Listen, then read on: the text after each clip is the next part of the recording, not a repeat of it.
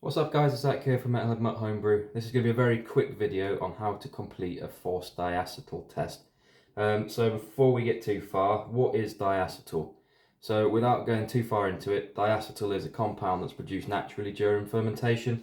And what should happen is that as your fermentation draws to a close and the yeast finish eating all of the sugars, they will then clean up those precursors to diacetyl themselves. So long as you leave your fermentation to fully finish, you shouldn't have any issues with it. Generally speaking, once you hit final gravity, if you give your beer 48 hours-ish to sit just at the same temperature as that, your fermentation temperature should clean it up. However, there's no harm in leaving it a bit longer than that.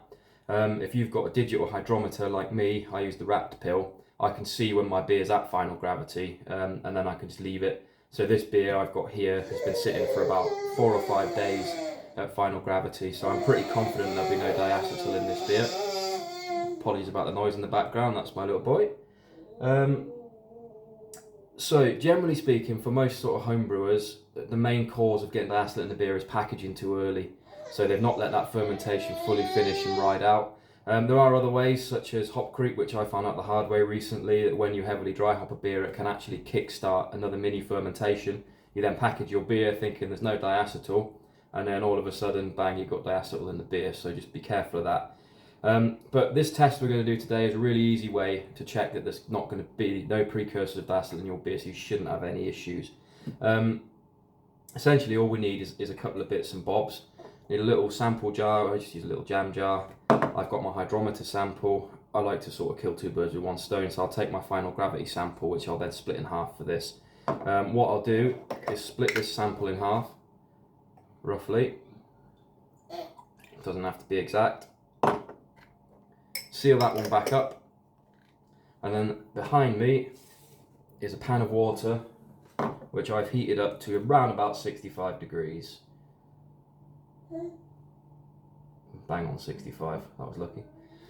So what we're going to do is place our little sample jar in that water bath, give it a little swirl, and we're going to leave that in there for about 25 to 30 minutes. The point in this is that we keep it at 65 degrees, so keep coming back and checking it. You can put a bit more heat in if you need to. It will heat that sample right up to the same temperature, and if there are any of the precursors to diacetyl in there, it will rapidly turn them into diacetyl. So once it's been in there for about 30 minutes, we'll take it out, leave it to cool down to room temperature, and then we'll sample both the control sample and the heated up sample. So what we're looking for in terms of diacetyl is it gives a buttery flavour, like a butterscotch, sometimes described as popcorn or Werther's Originals if you know what they are. It's mega obvious when you taste it. The other thing it might give you is like a slick, oily mouthfeel. That's another giveaway if you haven't got the flavours there, but if you do the forced diacetyl test, you'll generally taste it straight away. If you do detect diacetyl in that beer, just leave it in the fermenter for another 48 hours, redo the test, but you should be good after that. Essentially that is about it for now. So what I'll do is I'll pause the video there, I'll come back in 30 minutes when we take it out, and then we'll leave it to cool, and we will check to see if we've got any diacetyl in the beer.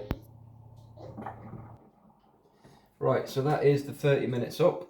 Kept the water around the 65 degree mark. It did drop down a bit, but doesn't really matter as long as it's somewhere between sort of 55, 65-ish. What we've got to do now is wait for that to cool down to room temperature, because we want both samples at the same temperature when we do the taste test.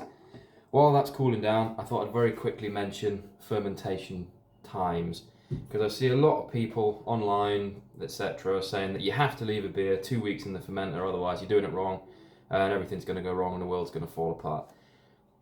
Not bad advice, because 2 weeks for your most average strength beers is going to be more than enough for your fermentation to finish and clean up.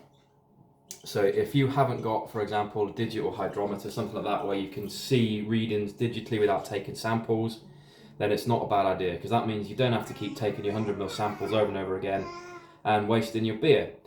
So if you haven't got that, leaving it 2 weeks is probably a safe bet. However, if you have got a digital hydrometer, there is no harm in packaging when your beer is finished.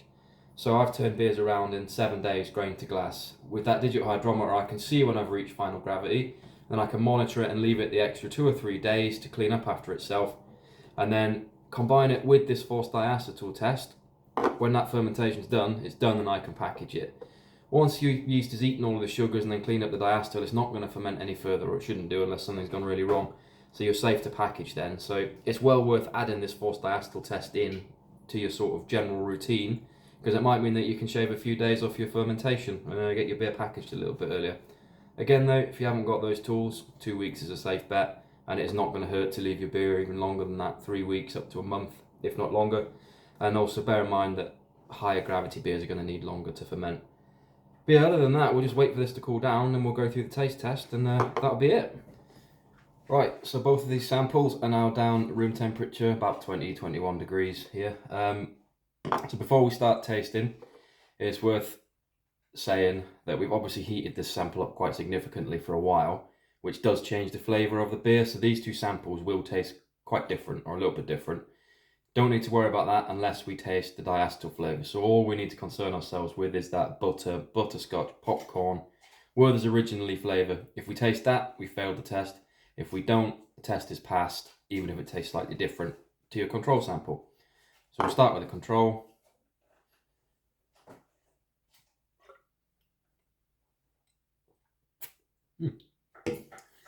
Not bad that. That's actually a beer that I'm going to send into the next campaign for Real Ale competition later this year. Dark mild, so see how we get on. But the sample we heated up, can't smell any diacetyl on it. It smells fine.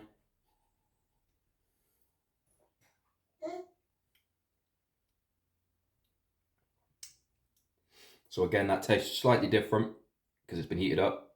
However, there's no diacetyl in there whatsoever.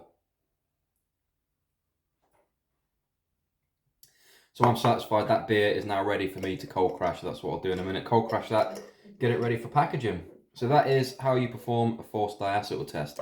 If you've got this far and I haven't bored you to death, you might want to get yourself checked out because there's probably something wrong with you. But otherwise, thank you very much for watching. Happy brewing.